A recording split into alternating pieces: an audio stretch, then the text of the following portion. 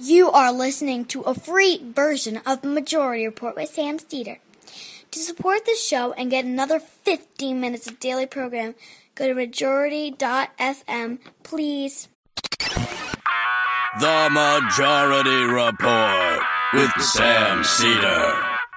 It is Thursday, October 10th, 2019. I'm Michael Brooks on a hybrid Michael and Sam Thursday, and this is the 5-time award-winning Majority Report. We're broadcasting live steps from the industrially ravaged Gowanus Canal in the heartland of America, downtown Brooklyn, USA. On today's program, Sarah A. Seo,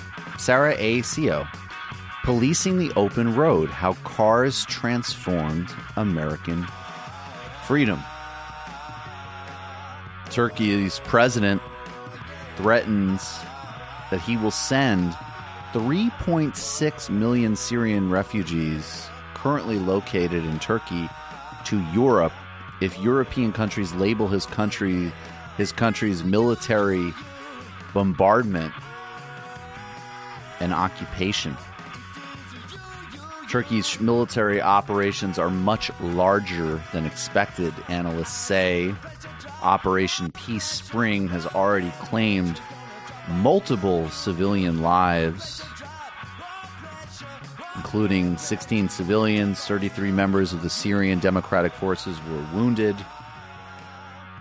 Trump, meanwhile, has amplified his despicable sellout of the Kurds by downplaying their historical role and, shockingly, getting a basic piece of history wrong. Amid reports of civilian deaths, Bernie Sanders condemns Trump giving the Turkish army permission to slaughter Kurds in Turkey. Apple removes an app that tracked the Hong Kong police, helping protesters. Or I should say, the app helped protesters. Apple is now helping authorities. Trump urged a top aide to help Giuliani client facing DOJ charges. Ousted Ukraine envoy expected to testify in an impeachment probe despite White House vow not to cooperate, congressional aides say. Representative Mark Pocan calls for blocking Pompeo's salary until Ambassador Sondland testifies on Ukraine. Finally, some hardball. And Donald Trump, always on the international front, defends a diplomat's wife involved in a car crash that killed a British teenager. It happens. Activists entice ICE agents to quit by finding them new jobs. Brilliant piece of activism there. The Espionage Act is again deployed against a government official leaking to the media, as the war going back to the Bush and Obama administrations against whistleblowers continues in earnest. Top labor leaders say that USMCA will be defeated if a quick vote is held. And Sanders says he misspoke about scaling back rallies after a heart attack, vows a vigorous 2020 campaign. His campaign is still profoundly real, folks. If you're on the left, time to stop effing around and take it seriously. All that and much, much more on today's Majority Report. We've got some ads that Sam lovingly and fully crafted to get to in a minute or two. We'll talk more about Rojava. Here's the reality. The reality is that the permission given and the removal of U.S. presence is facilitating a mass slaughter conducted by a vicious Turkish regime. Rojava is not perfect. It is not a utopia. But it is a dynamic left-wing experiment, and it is a group of people that have fought enormously effectively against ISIS. We should oppose all imperialisms. Absolutely, the most powerful imperialism in the world today is the U.S. global order. This is a micro example where the greater harm is obviously the precipitous withdrawal. And we see it happening right now, which is sort of stunning, that people can still build justifications or fantasies about this. Now, obviously, Lindsey Graham and other people are shedding crocodile tears. They were never serious about safeguarding the Kurds. And it may well be that the only option left for the Kurds, and something that should have been supported years ago, is some type of strategic alliance with Assad. I mean, this is geopolitics. The Kurds had to rely on a hegemon to secure their safety. Maybe now they have to partner with a government and a leader who's engaged in multiple crimes against humanity. But right now, the Turks are engaging in crimes against humanity and destroying an experiment which we should and must have solidarity with, again, with no equivocating nonsense and simplistic one-dimensional thinking. And, yes, there's plenty of strange bedfellows. Sure, it's weird to have the same position as a Lindsey Graham for entirely different reasons. But I think it's weird that other people have apparently the same position as Tayyip Erdogan and Donald Trump for their own different reasons. This is Donald Trump today expressing his profound contempt for the Kurdish people. And again, this is historical. The Kurds are multi-sector victims. They are the victim of internal hegemonic projects which have thwarted their autonomous will, most glaringly in Turkey, but I mean also obviously in Iraq, where they were victims of genocidal actions by the Saddam government. All across that region. And now they have generated an autonomous space of leftist innovation, which is certainly not perfect, certainly has mistakes and blah, blah, blah, blah, blah. But I have never made a perfection the metric of anything, let alone global politics. And they're going to get routed and gutted unless something significantly changes. And this is the contempt that this disgusting, grotesque leader in the White House has for them, and everybody who's supporting this action is showing. The Kurds are fighting for their land, just so you understand. They're fighting for their land. And as somebody wrote in a very, very powerful article today, they didn't help us in the Second World War. They didn't help us with Normandy, as an example. They mentioned names of different battles. They were there, but they're there to help us with their land. And that's a different thing. In addition to that, we have spent tremendous amounts of money on helping the Kurds in terms of ammunition, in terms of weapons, in terms of money, in terms of pay. With all of that. Okay, so first we actually do have a minor fact check, which is not the main point, but I do want to do the minor fact check. Okay, setting aside the Kurds traveling across Eurasian landmass to volunteer for Normandy, I think we can ignore that one. Maybe Trump is confusing it with British colonial subjects like enforced soldiers from India who fought on behalf of the British Empire. Maybe that's what he has in mind in his fizzle brain. But there actually was support for the Kurds towards a broader global effort against Hitler's Germany. What was that, Brendan? They were part of the Iraq levies. They were a quarter of the fighting force, and which eventually was rolled into part of the British Royal Marine Commando. Mm-hmm. And they fought in Albania, Italy, and Greece. Wow. So not Normandy, checkmate. So this bloated idiot, this bloated, disgusting moron gets it wrong, even by the same stupid, disingenuous metrics he's using. I think it's very interesting to watch actual, the way Trump gets played by people with actual savvy, like Erdogan. This, and again, we'll keep spelling this out. This isn't a preventative war. This isn't this is about to happen and we should deploy U.S. air power or troops. Those situations have led to catastrophic U.S. actions across the globe, so-called humanitarian intervention. But just in the same way that we need to pivot radically from a moralistic, one-dimensional airbrushing of U.S. hegemonic actions across the globe, we can still look at and deal with the world as it is and appreciate the historical irony that a U.S. troop presence was protecting, first of all, a historically repressed and genocided group by multiple Middle Eastern governments, Turkish and Arab.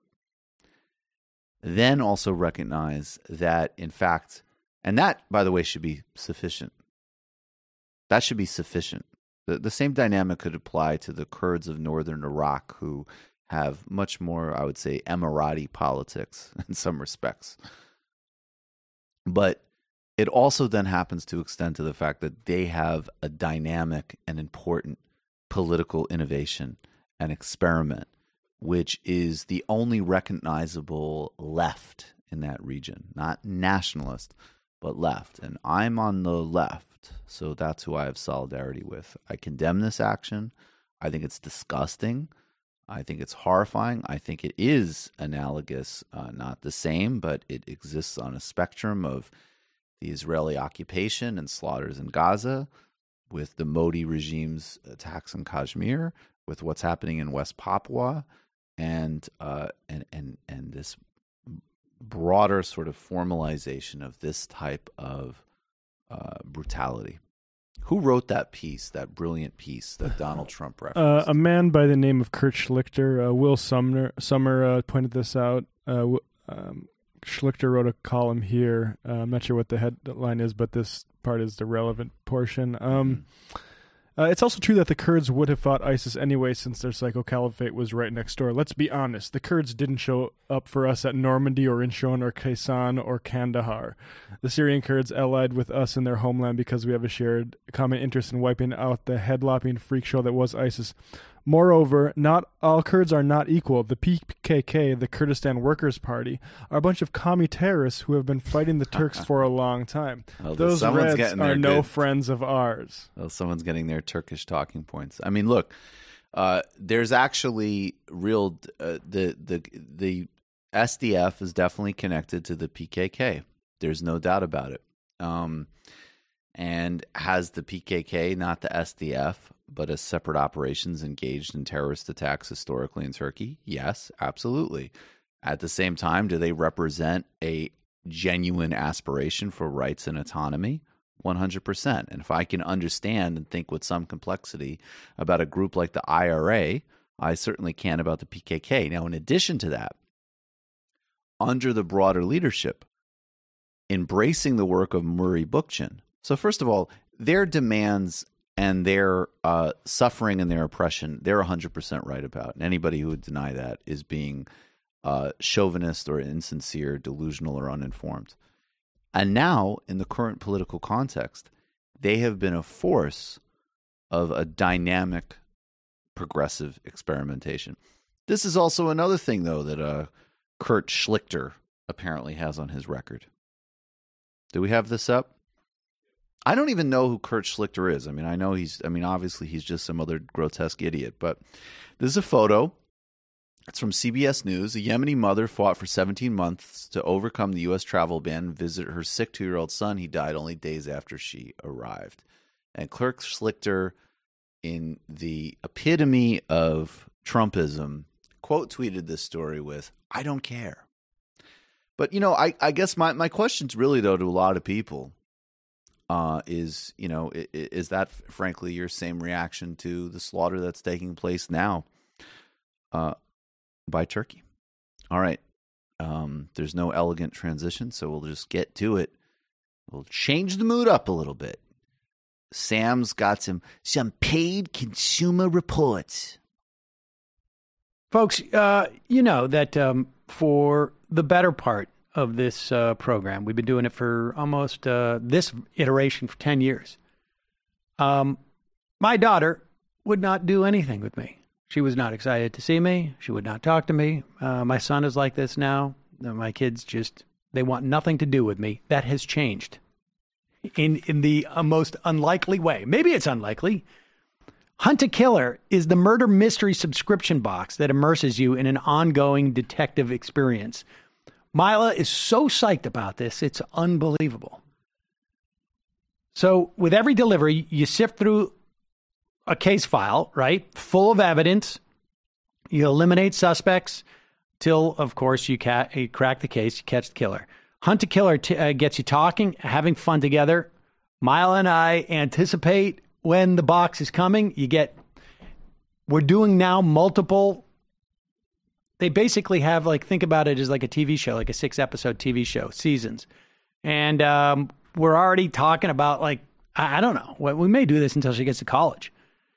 If you're a detective that prefers to work solo, Hunt a Killer is built so that you can choose how you want to play. With 2,000 5-star reviews on Trustpilot, it's no wonder Fast Company named them as one of the most innovative entertainment companies of 2019. Plus, part of the proceeds for every box goes to the Cold Case Foundation to help you fund cold case investigations. Mile and I have a board that is, like a bulletin board that we put up in her room, has all the evidence on there, and she calls me with theories. It's fun, and the thing is, you can play with other people online if you want, but she's actually doing something that she enjoys that does not involve a screen, and that is worth $1 million. But fortunately for you, for our listeners, Hunt a Killer does not cost $1 million, and you can go to huntakiller.com/majority for 20% off your first box. Hurry to take advantage of this offer. Embrace your inner detective. That's huntakiller.com/majority for 20% off your first box. huntakiller.com/majority. Oh, I like when Sam throws back to me. It's better when he goes, back to Michael. And I go, thank you, Sam. All right, this is an interview that Sam I think this was recorded last week. Really good conversation. Policing the Open Road, How Cars Transformed American Freedom, with Sarah Seo. We are back. Sam Seder on the Majority Report on the phone. It is a pleasure to welcome to the program a legal historian of criminal law and procedure, the 20th century United States, teaching at the University of Iowa Law School, author of Open Road, How Cars Transformed American Freedom, Sarah Seo. Welcome to the program. Thank you so much for having me. It's great to be here.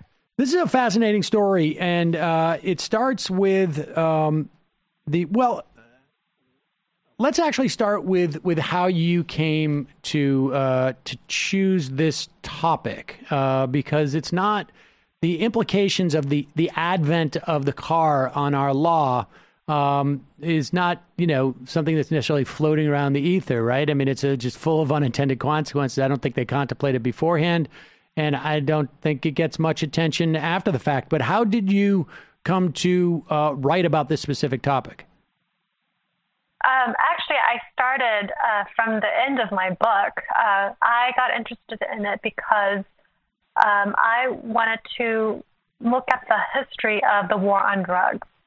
The question really started forming when I was clerking in New York City for 2 federal judges, and much of the criminal docket in federal courts in New York were drug cases. And so I was really interested in how the drug war shaped our criminal procedure and criminal laws. And so what I started doing is, and I was really interested in the law enforcement of the war on drugs.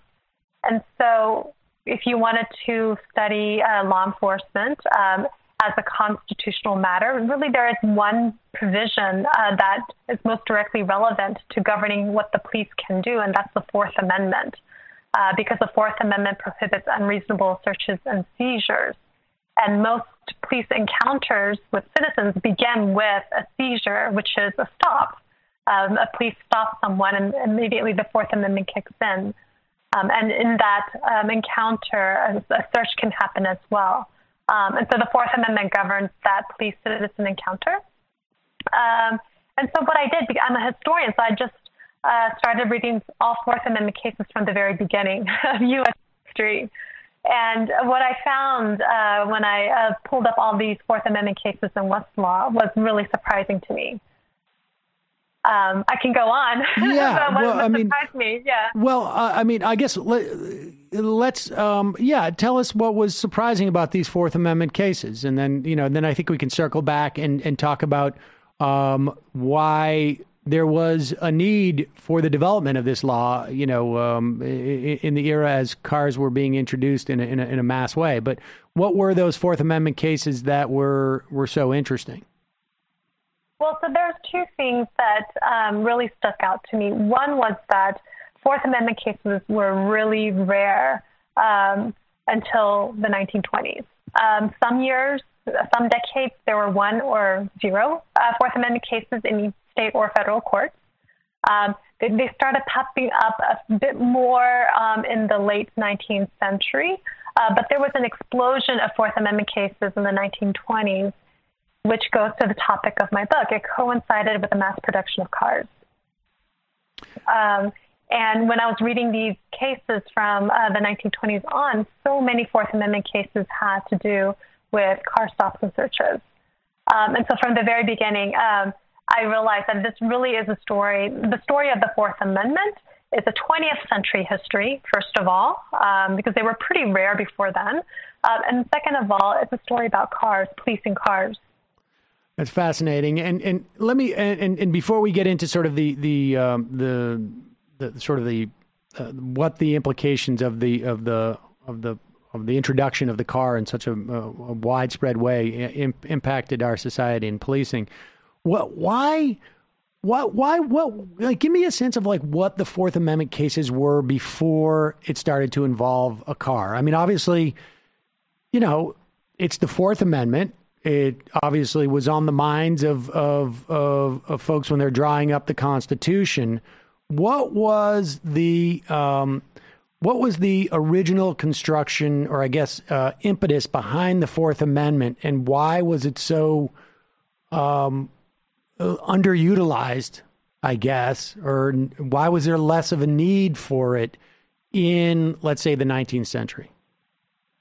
Sure. So I think you're asking two questions. One was, what was the original need for the Fourth Amendment? Why did the Founding Fathers include the Fourth Amendment as one of the amendments to the Bill of Rights? I think that's one of your first questions, right? Yeah. And then the second question is about what were some of the cases, the few cases that did arise, what were they about? Right. That's kind of the second question. Okay. So starting with the original purpose for why the Founding Fathers included it.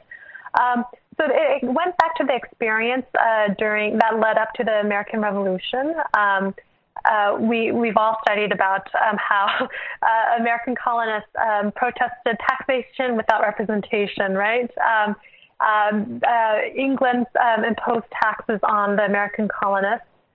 They didn't want to pay, and so a lot of them didn't pay their taxes. And so what Parliament did was they passed these general laws. They basically passed a law that allowed agents of the king to stop and search anyone, anywhere, any place. They were called general warrants that gave agents, law enforcement agents, to search for tax evasion, basically. And the tax evasion, just to be clear, I mean, my understanding is the tax evasion was a function of basically goods that we would, that from the king's perspective were smuggled.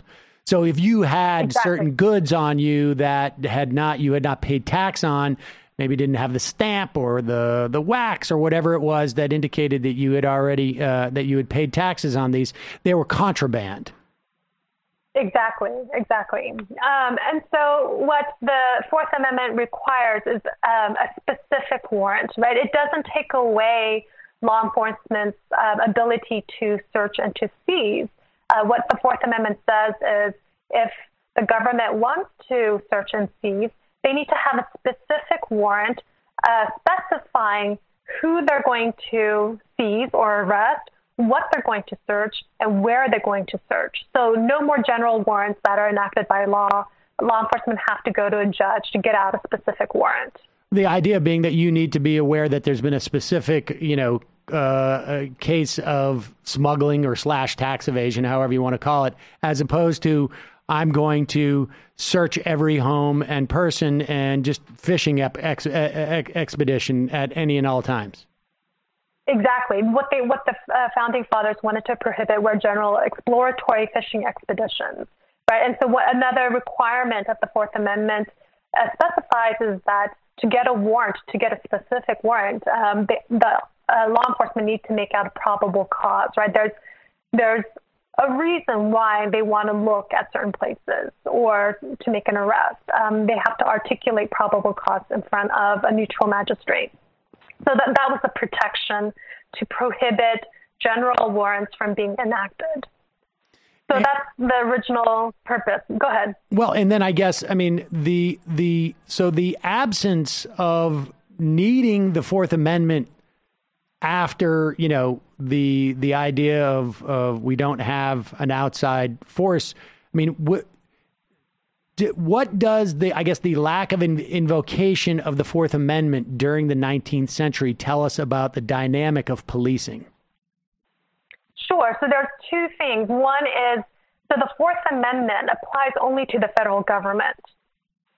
Before the 20th century, the federal government didn't really have a police force, a general police force. They had a really small state with very few law enforcement agents that really focused on discrete federal crimes. And there weren't a lot of federal crimes. Most of the crimes were tax evasion types of crimes, treasury crimes. Before the FBI, which is the main law enforcement agency today, the FBI was founded in, I believe, 1908. Before then, most of the law enforcement agents in the federal government were part of the Treasury Department. And so the opportunities for federal law enforcement agents to need to investigate crimes, and it was just not a common occurrence before the 20th century. So you don't really have the Fourth Amendment coming into play all that often. So that's the federal government story. My book also looks at what's going on in the state courts as well, right? Because there are local police departments or local law enforcement agencies at the local and state level, and all states have their version of the Fourth Amendment in their state constitutions. And so the question is, why don't we see more Fourth Amendment cases at the state level until the 20th century? And there's different reasons for that. Even at the local level, there weren't a really big law enforcement presence. There were sheriffs and constables. Some of the big cities by the mid-19th century did establish police forces, but they weren't as heavily staffed as one might expect. And that's because much of criminal investigation, prosecution, and enforcement was done privately. And what I mean by that is it was often private citizens and private businesses who investigated and prosecuted crime against the people who committed crimes against them. It wasn't a public police department or a public prosecutor. And so the Fourth Amendment really doesn't come into play in those cases either. So the development of modern police forces, which happens in the 20th century, leads to more Fourth Amendment issues. Before then, it didn't really come up. Well, and that leads us to this sort of story of the development of the cars. And I mean, just give us a sense. I couldn't help but think when I was reading about the development, sort of the widespread adoption, I guess we should say, of cars in society, that one of the major sticking points in the libertarian presidential primary debates was the argument that we shouldn't have driver's licenses.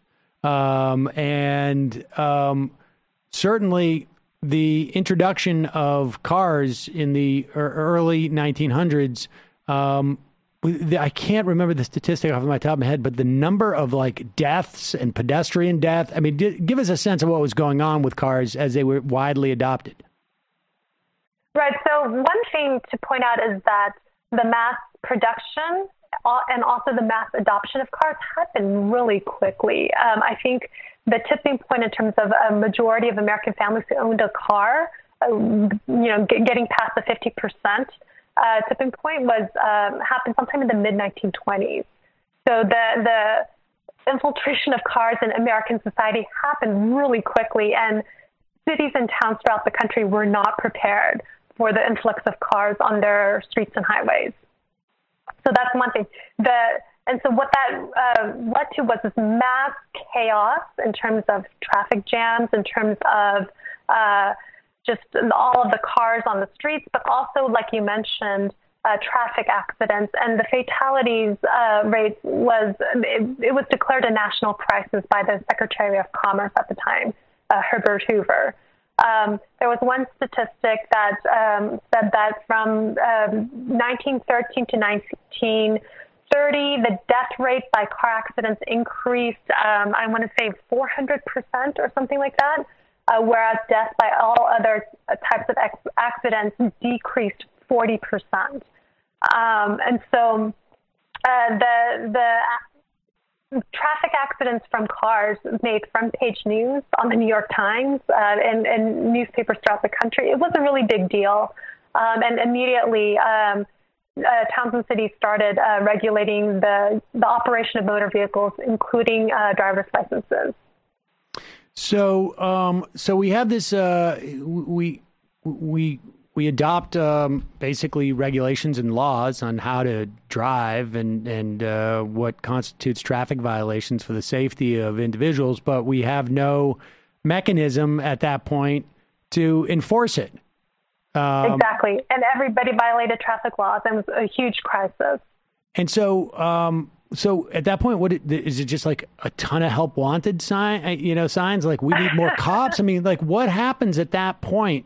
Because this is the first, I mean, basically the introduction of technology. And on some level, like, this is like the story of societies, right? I mean, the introduction of this technology creates a whole almost entire new universe of potential, like, obviously a lot of positives, but obviously a lot of potential negatives that the only the state is able to step in and in any way, make it function in a way that, there has to be some type of, I guess, for lack of a better term, monopoly of force here. But there was literally no force to, I guess, execute that monopoly of force. Right. So one of the main arguments that I make in the first half of my book is to show how American society as a whole shifted its very method of governing society because of cars. We went from a 19th century voluntary association, self-governance types of organizations that govern society to what I call 20th century police law enforcement as a mode of governance.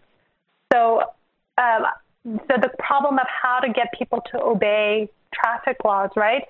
How did American society get people to obey laws in the 19th century? It wasn't through police law enforcement. It was through voluntary associations like churches, trade unions, common law courts. People sued each other and, for trespass or contract violations or things like that. Those were the types of means used to make people obey norms of society. And in the first decade and two or so of the automobile, American society tried those 19th century forms of government to get people to obey traffic laws. They had associations like the California Development Association, the National Automobile Association, the Traffic Officials Association. All these different associations try to get together to try to convince people to obey laws. People volunteer to direct traffic. They had people. There was a safety pledge drive in California. They tried to get people to sign a safety pledge, pledging their honor that they would obey traffic laws. There was one county in California that put up a billboard saying our speed limit is 30 miles per hour. Be on your honor, obey it, so we don't need to hire more traffic cops. And so the whole premise of these voluntary associations is that that citizens are a part of a community and part of a local organization, and you could appeal to their reasonableness or their honor to follow the rules. And they tried that, and it didn't work. And so towns and cities had to hire more traffic cops. And what they were realizing was that all the fines that they could generate from traffic violations would pay for more traffic officers. And so that's how these modern day police departments grew. It was through traffic law enforcement.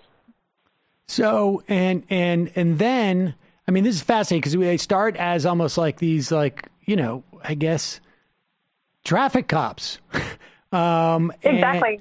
And it becomes, you write, the first time that the law-abiding, for lack of a better term, right? Like just sort of the average citizen who is not causing enough of a problem that other people say, hey, this guy's causing a problem, begin to have interactions with police on a regular basis. Exactly. And it's actually law-abiding citizen is not, for lack of a better word, it's the phrase that they used themselves throughout the 20th century. What do we do with these law-abiding citizens who violate traffic laws? So it's that's a term that they use themselves, and one of the main arguments of my book is, you know, it's surprising to find that the development of modern policing began because of the need to discipline the respectable, ordinary, law-abiding citizen. It wasn't because of the need to discipline the poor or the foreigners or immigrants. The population that we focus on today in today's literature about the vulnerable population subject to policing. The history of policing, of modern policing, begins with this law-abiding citizenry. That's fascinating. And then what turns is essentially starts with Carroll v. U.S., right? I mean, this is where, on some level, like is this the original sin?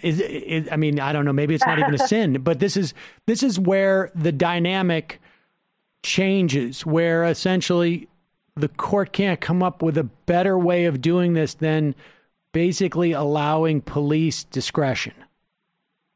Exactly. Carroll versus the United States was decided by the U.S. Supreme Court in 1925, and it was the U.S. Supreme Court's first car case. It actually came up before the U.S. Supreme Court in 1923, but the issue was so hard that they asked for another year. They asked the parties to argue the case again the next year, and they decided it in 1925.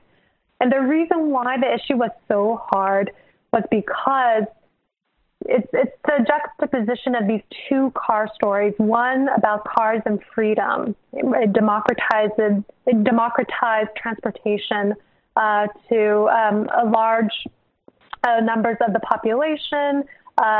It was, the early adopters of cars were from the law-abiding class. So you have that story about cars and freedom and independence and all of that. But then you also have cars, and not just the need for policing, for traffic law regulation and enforcement, but you also have cars that really transformed the commission of crimes. The 1920s, which is when the mass adoption of cars is really gaining speed. 1920s also when national prohibition is becoming enforced, becomes the law of the land. And bootleggers' favorite mode of transporting their liquor was the car, right? The car is basically, one way to think about it is humongous movable container that can conceal liquor or other contraband. And it's easy to move boxes of liquor inside a car. And so you have law enforcement trying to enforce those laws as well. And so on the other hand, you want to be able to, the court wanted to be able to allow law enforcement to go after bootleggers, gangsters, and all that. So then there's these two different stories about the cars, two tensions that the court was trying to grapple with, and they had a really hard time grappling with it. And that's the idea that one is like your property, it can't be searched, and the other is that it can't be searched without a warrant, I guess. And the other is that the mobility is such that you can't. It's tough to get a warrant because you go to the court and there's then no time to go get one. They drive off and deliver their liquor. Exactly. And so the police are now armed with a certain discretion. And it's like the court's trying to split that difference between the British agents who would come by and just do a total fishing expedition and the idea that, that people could just drive off. Exactly. So what the court did in the Carroll case was to say, we're going to create a warrant exception for cars, right? Just like you said, cars are private property, and so they are protected by the Fourth Amendment, which requires a specific warrant. But because of the specific, difficulties about cars, they're going to get rid of that warrant requirement, and the requirement is that the officer be able to articulate probable cause. If an officer believes that he or she has probable cause that there's evidence of a crime inside the car, they can stop and search the car without a warrant. And what the huge thing that decision does is that it transfers the decision of whether there is probable cause from a neutral judge over to an officer, and not just, and that's a huge shift for one thing, but also an officer on the road can decide at that moment whether to stop and search a car. And so I argue this is the first time that the court constitutionally recognizes the legitimacy of police discretionary powers. And I mean, it's interesting. It just occurs to me that, that the sort of the solitude that I guess a police officer would do this in, right? I mean, this is, we're talking about on the road. It's not like there's a high amount of density necessarily, right, where this is happening, or is it? I mean, like the freedom that an officer has at that point seems to be pretty wide berth. You mean the freedom to decide? Yeah. Like what that. To do? Yeah. That. Yeah. So the potential for abuse gets pointed out right after Carroll's decided. One commentator points out, the officer doesn't have to be 100% right that there's evidence of a crime inside the car, right? The standard is just probable cause, which allows room for an officer to be wrong about the fact that there might be evidence of a crime in a car. And so given that wiggle room, an officer could fudge the probable cause determination, right? He could have a mere hunch rather than probable cause, right?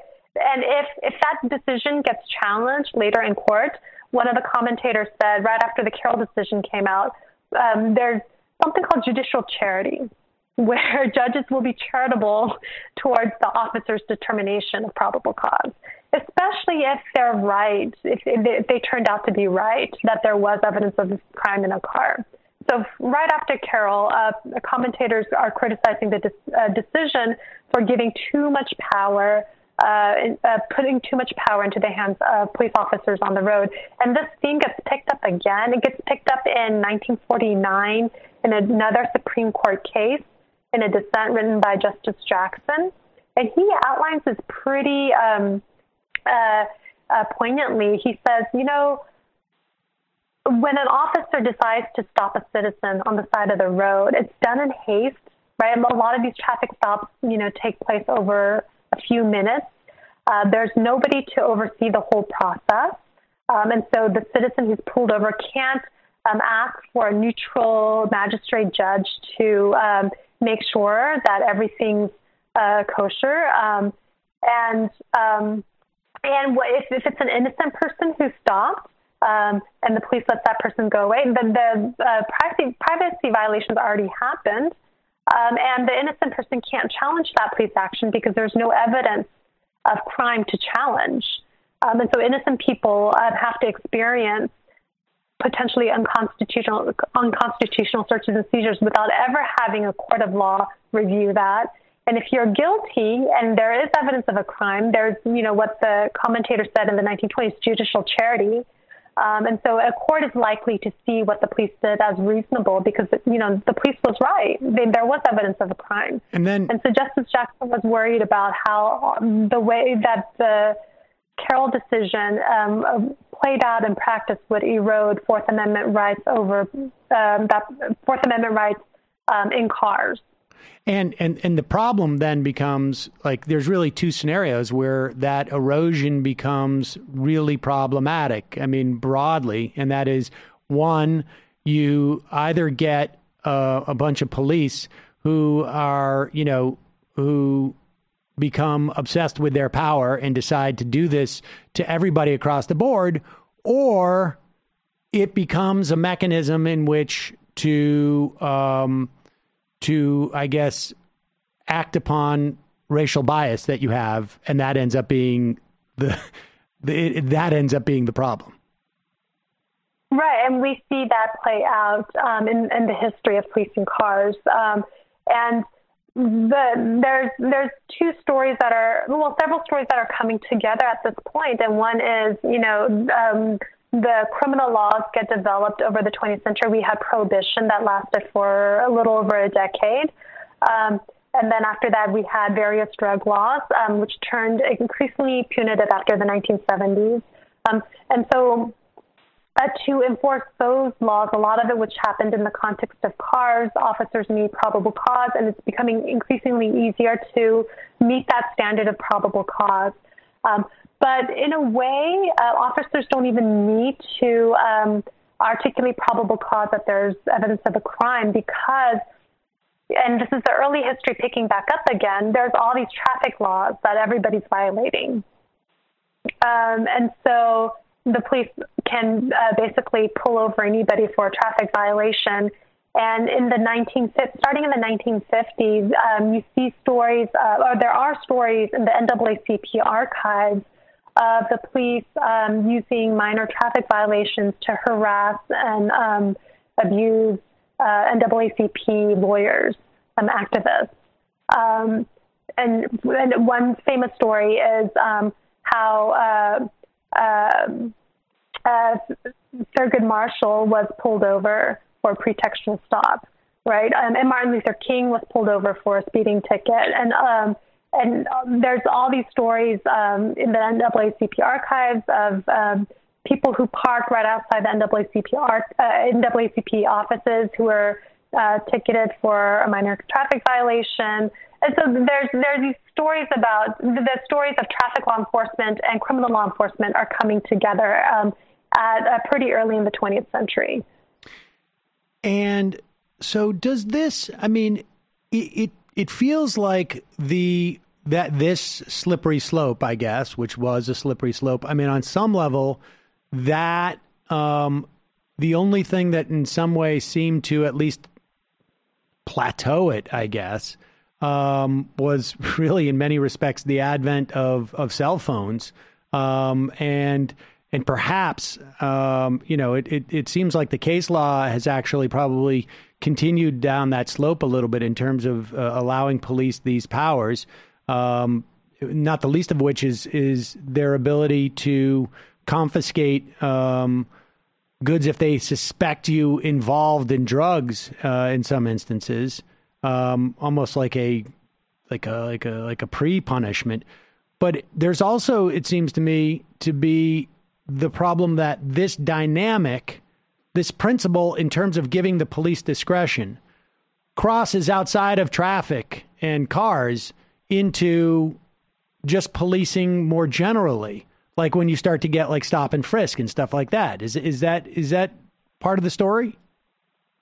It is, and I talk about some of the new data privacy cases in my epilogue, because I do see old themes about the cars popping up in these new cases about smartphones and data privacy in interesting ways. And so, for example, one of the themes of these Fourth Amendment cases in the 20th century about policing cars, one of the common themes is every man or the law-abiding citizen, right? If the courts allow the police to do this, then that means that means that the police can also harass the everyman or the law-abiding citizen. And this was a theme that was made by Carroll in 1925. His lawyer argued, if you allow the police to do this, who else is going to be harassed? The rural postman, the milkman, the everyman. In 1949, Justice Jackson also said we have to treat the search of this bootlegger as a search of every man. And so there's this, because of the way that the car democratized mobility, lurking behind these court opinions is how is this court opinion also going to apply to everybody else? And I see that theme coming up again in the smartphone cases, where the court's opinions point out so many of us have smartphones, and the justices are probably thinking, I have one too, right? And so in the one of the last smartphone decisions, Riley versus California, the opinion points out like 90% of Americans own a smartphone. So whatever we allow the police to do in this case is going to affect everybody. So that's one of the themes that are coming up again. The other interesting theme that I see, which is kind of a deviation from the history of policing cars, is comes from one argument that I make in my book, that the conventional story that we have been told about the Fourth Amendment is a story of progress and triumph, where the courts have been in a position to expand individual rights and protect individuals from the police. That was a story I was told when I went to law school. And it's a story that really focuses on the Warren Court. The Warren Court was the court under the Chief Justice Earl Warren, mostly in the 1960s, one of the most liberal courts in U.S. history. That was the court that decided Brown v. Board of Education, that eliminated or said segregation in public schools was unlawful or unconstitutional. And the Warren Court was also the court that started the due process revolution. Right? We call it a revolution because the court basically started applying the U.S. Constitution, which only applies to the federal government. They started applying it to local police officers. And so the U.S. Supreme Court started policing the police. And it was a huge revolution. And it's a story of triumph, basically. That was a story that I've had for ever since in law school. And what I realized when I read all those cases, those landmark cases that we celebrate for protecting individual rights, all of those cases don't have anything to do with policing cars. They're all about protecting the home or the house, which is the most protected space in constitutional law. And when I started looking at all the other Fourth Amendment cases that even the Warren Court decided about policing cars, it's in the car cases where the court actually expanded the police's discretionary power. So my book kind of revises a little bit the standard story about what the courts did in terms of developing the Fourth Amendment in the 20th century.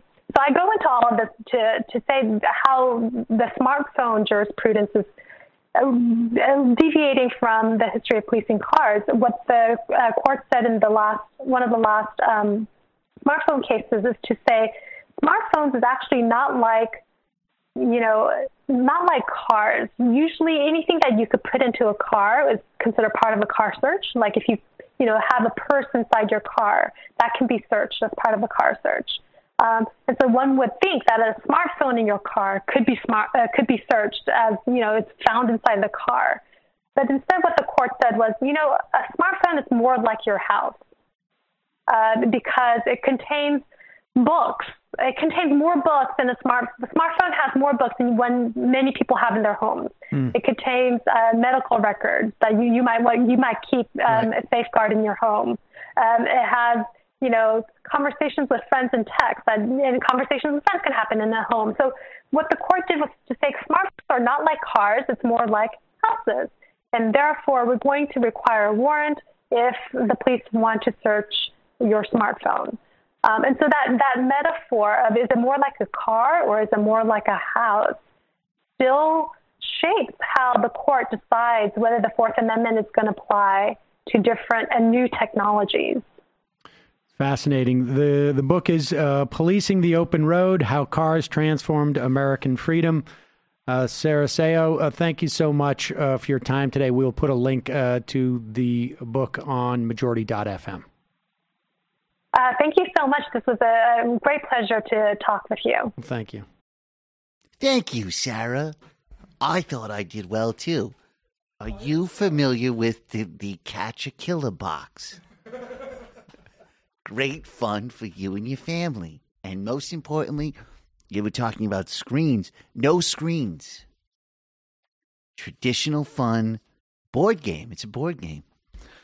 All right, folks, we're going to go to the fun half where we will do what we do.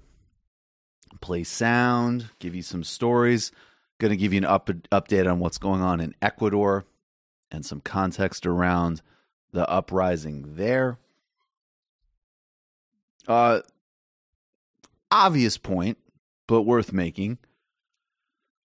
How much romance and focus on the Hong Kong protests in the U.S. press, and basically none to very little on the Ecuadorian protests, and certainly not what it is covered as a question of basic urgency for the democratic and economic rights of, as an example, the indigenous people of Ecuador. Look up Chomsky. All right, so we'll do all of that in the fun half. Become a member of the Majority Report today, majority.fm/become a member. That's how this whole thing happens. Your support is vitally needed for all enterprises. Solidarity with our friends at Splinter, terrible news, and a real reminder about the importance of independent media and your role in it. Check out justcoffee.coop. Fair trade tea, coffee, or chocolate. On Tuesday's Michael Brooks Show, we had a really interesting debate with Sagar Enjeti about China and the difference between nationalism and democratic socialism as a framework for understanding the world. Heidi Sloan, DSA candidate in Texas's 25th. We talked about ending homelessness, farming, Medicare for all, and I gave an intro to the idea of hegemony, Gramsci, and what that actually means for real political work in the 21st century, plus Ecuador and a whole bunch else. We really cover a huge amount of ground.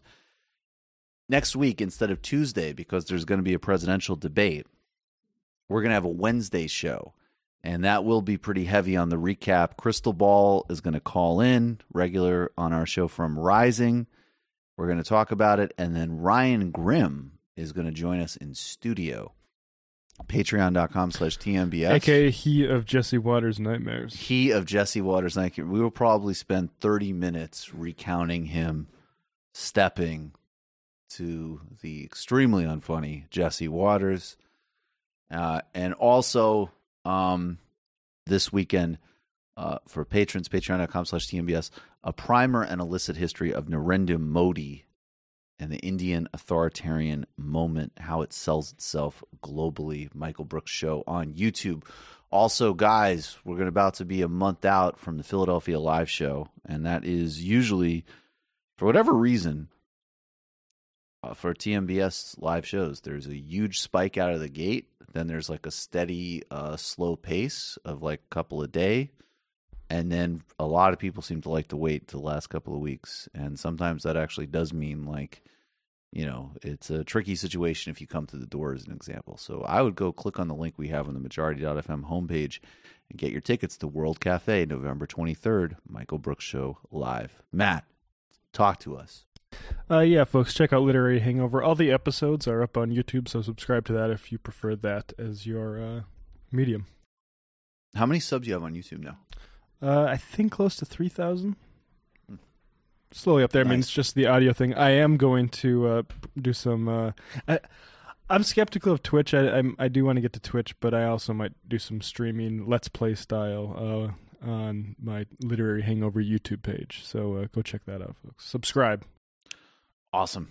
See you guys in the fun half.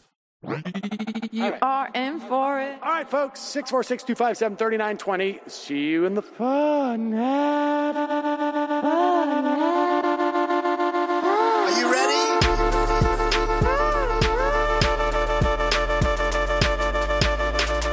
Who sent us this? Alpha males are back, boys back, and the alpha males are back. Just as delicious as you can imagine. The alpha males are back, boys back, and the alpha males are back. Just want to degrade the white man. Alpha males are back. I take all of it in my throat. Alpha males are back. Almost has what? The alpha males are back. You are a madman. And the alpha males are back. I am a total cunt.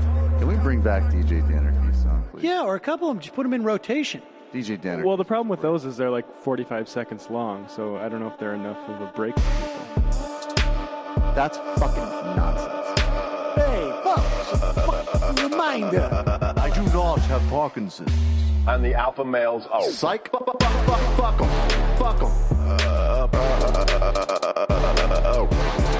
Almost has what?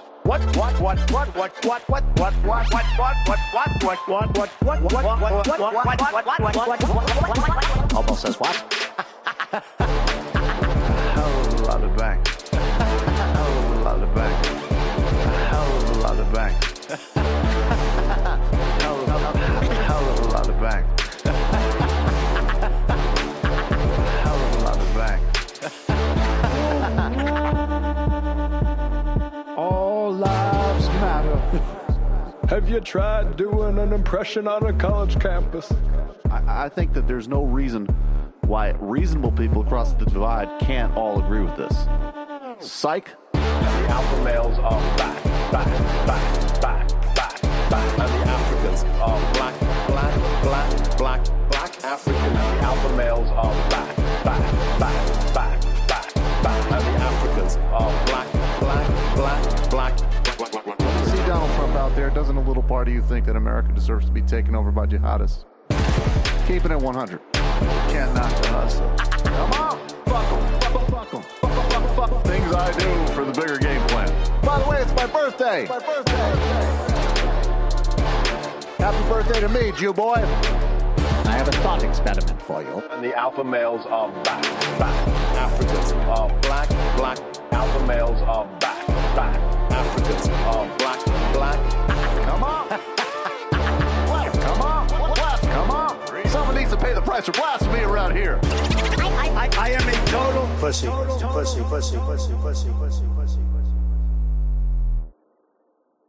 Hey, folks, just a reminder, this show's sponsored by Hunt a Killer. Hunt a Killer is the murder mystery subscription box that immerses you in an ongoing detective experience. With every delivery, you're going to sift through an elaborate case file and evidence. You'll eliminate suspects until you crack the case and catch the killer. Right now, just for our listeners, you can go to huntakiller.com/majority for 20% off your first box. Hurry, take advantage of this offer, embrace your inner detective.